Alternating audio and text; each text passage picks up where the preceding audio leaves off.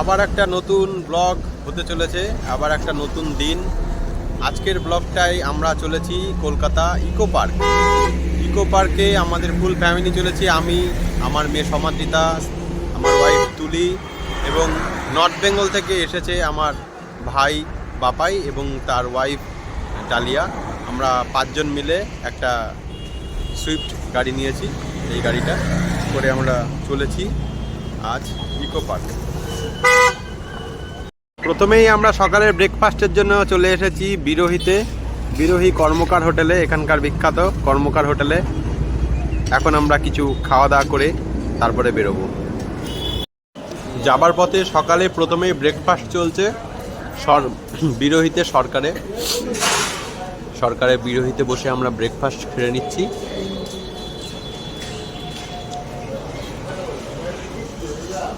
আমিও আছি ক্যামেরার পিছনে। এখন আমরা চলেছি কল্যাণী এক্সপ্রেসওয়ে ধরে সোজা চলেছি। রাস্তা এখন খুব সুন্দর হয়ে গেছে, কল্যাণী এক্সপ্রেসওয়ে প্রায় রেডি, শেষের দিকটা একটুখানি বাকি আছে। তা যাই হোক, আমরা এগিয়ে চলেছি, ভালোই লাগছে নাকি বাবা? হ্যাঁ।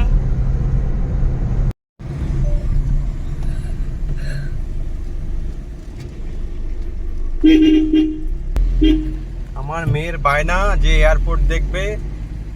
শুভঙ্কর দা গাড়ি চালাচ্ছে, তাকে বলেই যাচ্ছে একভাবে যে এয়ারপোর্ট চলো, নিয়ে চলো নিয়ে চলো। তাই দেখানোর জন্য দাদা আবার এয়ারপোর্টে ঢোকাচ্ছে আমাদের দেখানোর জন্য। চলো দেখেই যাই এয়ারপোর্ট। এই যে এইখানে সব গাড়িগুলোর থেকে প্যাসেঞ্জার ওঠায় নামায়, ঠিক আছে। দমদম নেতাজি সুভাষচন্দ্র ইন্টারন্যাশনাল এয়ারপোর্ট দেখেছো? এয়ারপোর্ট দেখেছো? এখানে সবাই এয়ারপোর্টে প্লেন থেকে নামে, নেমে এইসব জায়গা থেকে গাড়িতে ওঠে। কত বড় এয়ারপোর্ট দেখেছো? শুধু তোমার বায়নাতে দাদা এই রাস্তাটা আবার ঘোরালো। ভাল লাগলো? এই দেখো, এই দিককার ভিউটা দেখো, এয়ারপোর্টের বাইরের ভিউ কত সুন্দর।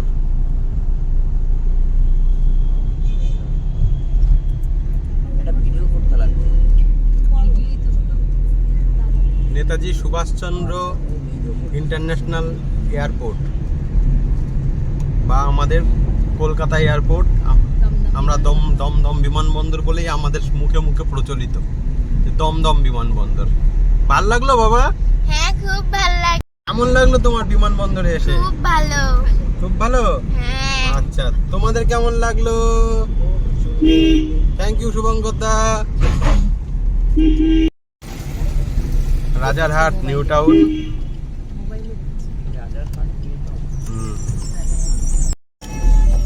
বিশ্ব বাংলা গেট।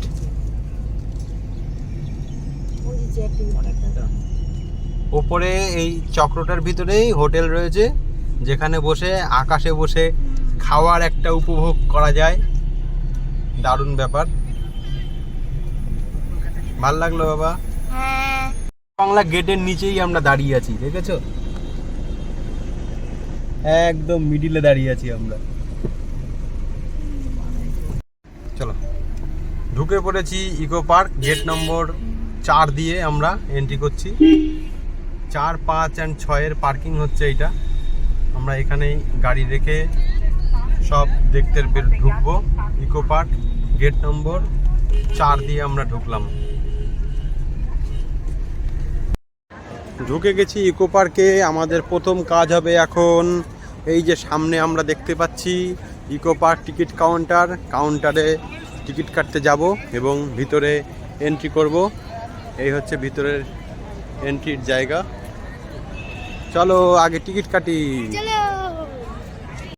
পার হেড 30 টাকা করে টিকিট, 5 জনের টিকিট 150 টাকা। আমরা টিকিট কেটে ফেলেছি। এখন এই যে আমরা এন্ট্রি করছি ইকো পার্কের ভিতরে। ছবি তোলো, কিন্তু এটা করোনা ভাইরাস, এর কাছে ছুঁয়ো না, এর কাছে যেও না, চলে এসো, ভয় পাবে। এই যে ঢুকছি আমরা। ইকো পার্কে নানান রকম 3D শো রয়েছে, আমরা চলে এসেছি। আমার মেয়ের বায়নাই 4 সিটার আছে, এরকম এই যে গাড়ি আছে, হেলিকপ্টার আছে, বহুত কিছু এনজয়মেন্ট করার জন্য রয়েছে। আমরা এসব চড়ার জন্য চলে এসেছি। চড়বো সব। আমরা একটা 4 সিটার নিয়েছি, তাতে 3 জন উঠবে আর হেলিকপ্টারে 2 জন উঠবো। দেখে নি 3D শো।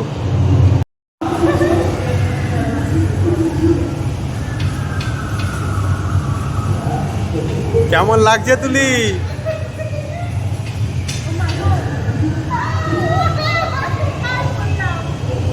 কেমন লাগছে?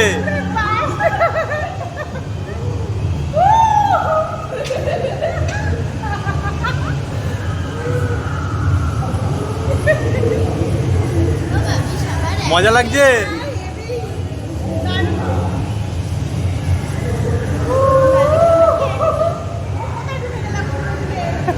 কোথায় ঢুকে গেল বলছে।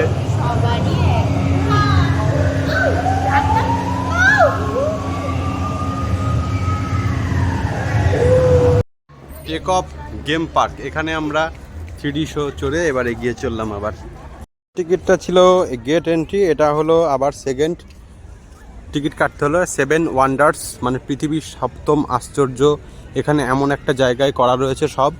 এইটা দেখার জন্য আমরা ভিতরে ঢুকবো, এর টিকিট আবার আলাদা, এটাও 30 টাকা পার হেড। তো চলো আমরা এরপর 7ম আশ্চর্যটা আগে দেখে নিই, তারপরে পুরো পার্ক ঘুরবো। এন্ট্রি গেট 7 ওয়ান্ডার্সের এন্ট্রি গেট। আমরা এখন ঢুকতে চলেছি 7 ওয়ান্ডার্সে। ঢুকেই আমরা গেট দিয়ে ঢুকেই প্রথমেই চলে আসলাম পিরামিডের দেশ। পয়সা দিয়ে কোনোদিন পিরামিডে যেতে পারবো না আশা করি মিশরে, সেই টুকরো আনন্দটা কলকাতার মাটিতেই অনুভব করতে হবে। মিশরের পিরামিড,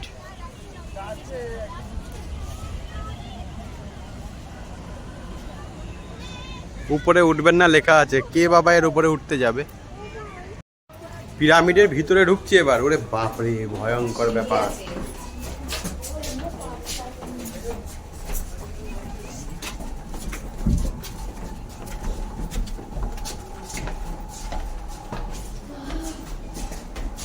এই মমিও তো আছে, এই যে মমি। হ্যাঁ, এটাই হলো মাদাম তুসো। এটাই মাদাম তুসোর মমি।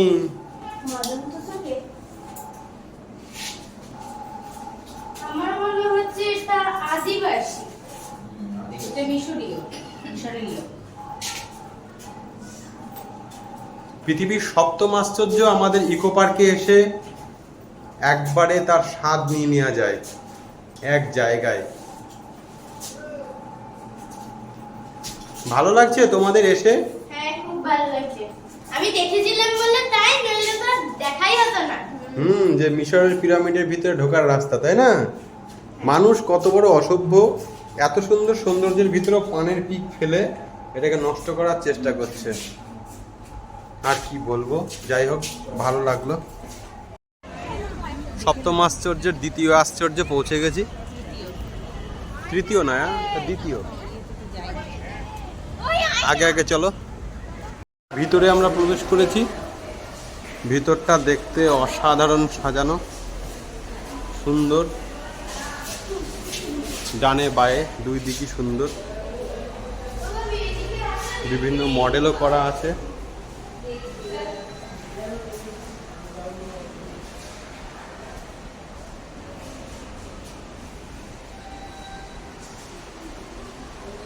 অসাধারণ ইকো পার্ক, অসাধারণ। ভিতর থেকে বাইরের লোকেশনটা, ক্লিওপেট্রার সামনের লোকেশনটা ঠিক এইরকম। তার সামনে আছে তাজমহল, প্রচুর সুন্দর, প্রচুর সুন্দর। 7ম আশ্চর্যের তৃতীয় আশ্চর্য ইকো পার্কের স্ট্যাচু অফ লিবার্টি, যেটা সবাই চেনে, সেই জায়গায় আমরা চলে এসেছি। স্ট্যাচু অফ লিবার্টি, পাশে মেট্রো স্টেশন, শহুরে ব্যস্ততা, তার মাঝে এক অপূর্ব সুন্দর জায়গা, ওয়ান্ডারফুল। সবার প্রিয় 7ম আশ্চর্যের সেরা আশ্চর্য আমার কাছে তাজমহল, যা আগ্রায় অবস্থিত ভারতবর্ষে। সেটারই এখানে একটা রেপ্লিকা বানানো রয়েছে, খুব সুন্দর। Eco park, new town, Kolkata. Beautiful, amazing.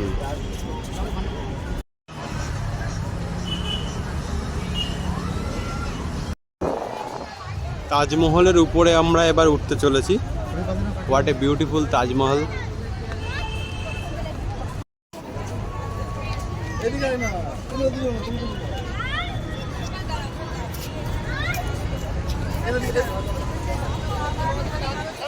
এইভাবে চলতে চলতে আমরা তাজমহলকে পিছনে রেখে গুটি গুটি পায়ে এবার চলেছি সেই বিখ্যাত চীনের প্রাচীরের দিকে। চীনের প্রাচীর আমাদের সামনে, রিয়েল চীনের প্রাচীরে যাওয়ার আমাদের হয়ে উঠবে না, তাই এই চীনের প্রাচীরে হেঁটেই আমরা চীনের প্রাচীরের হাঁটার মজাটা নিয়ে নিই। আমরা টুকটুক করে চীনের প্রাচীরের গা বেয়ে চলেছি। বাবা, তোমার কেমন লাগছে শোনা এসে? খুব সুন্দর। আচ্ছা, চলো চীনের প্রাচীরে এগিয়ে যাই। অনেক বড় প্রাচীর, আমাদের শেষ করতে হবে। এই যে সিঁড়ি ধাপ বেয়ে বেয়ে উঠে ওই ভিতরে ঢুকতে হবে, ওই দিক দিয়ে ঘুরিয়ে প্রাচীর আবার এই দিক দিয়ে নেমে যাবে ওই নিচে।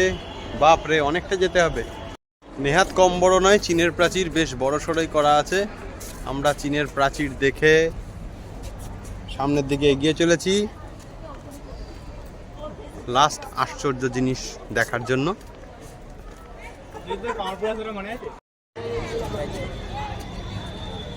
নামটা আমার মনে নেই, কিন্তু রোমের কোনো একটা আশ্চর্য জিনিস, যেটা পৃথিবীর সপ্তম আশ্চর্যের একটা।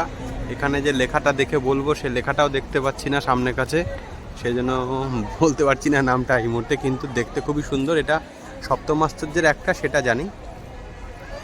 ভারতবর্ষের সর্ববৃহত্তম পার্ক, যেখানে সপ্তম আশ্চর্য তৈরি করা আছে একই জায়গায়, খুবই সুন্দর।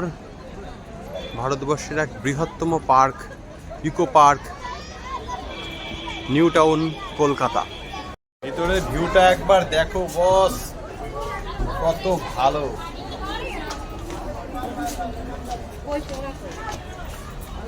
একটা মনের মধ্যে কেমন একটা ইউরোপে এসছি ফিল হচ্ছে, মনে হচ্ছে ইউরোপে এসছি, তাই না বাবা? খুবই সুন্দর, বিউটিফুল বিউটিফুল, অ্যামেজিং। একটা রাউন্ড ঘোরার পরে আবার ভিতরে ঢুকলাম, আবার ভিতরে। ওয়াও,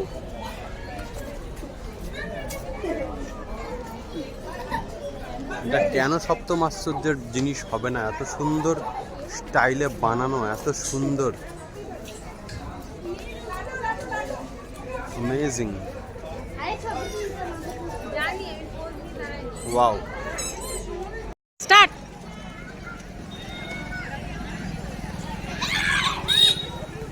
আরেকবার টাটা করো, আরেকবার টাটা করো।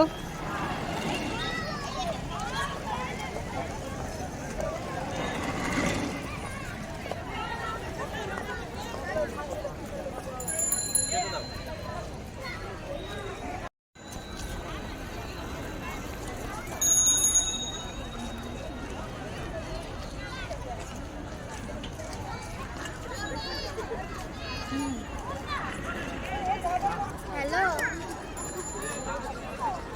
হ্যালো,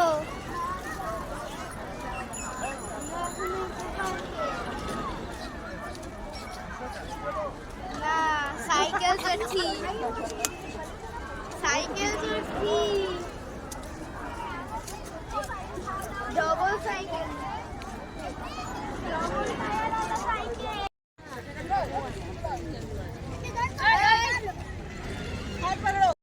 একদিনে ঘুরে দেখা ইকো পার্ক খুব কঠিন ব্যাপার।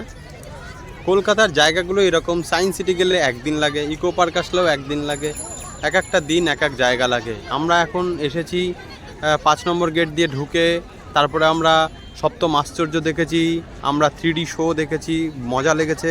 এখন এই যে এইরকম সাইকেল নিয়ে আমরা ঘুরে বেড়ালাম সারা ইকো পার্কের চারিদিক, আধ ঘন্টা টাইম রয়েছে, দারুণ লাগছে। একটা এনজয়মেন্ট দিন গেল আজকে, দারুণ, খুব ভালো লাগছে। টয় ট্রেন রাইডিংও আছে ভিতরে, কেউ যদি টয় ট্রেন রাইড করতে চায় তাও আছে। সব মিলিয়ে ইকো পার্ক একদিনের ছুটি কাটানোর জন্য খুব ভালো। ওই যে আমার মেয়ে আর বাপাই দুজনে মিলে সাইকেলে করে ঘুরে বেড়াচ্ছে, ওরা এখন রিটার্ন আসবে এখানে। আমরাও ঘুরে ঘুরে এলাম, বেশ ভালো লাগলো। Just wow. ইকো পার্ক আসবেন, সবার ভালো লাগবে। আরও অনেক কিছু দেখার আছে, এত ঘুরে দেখা শেষ করা সম্ভব নয়।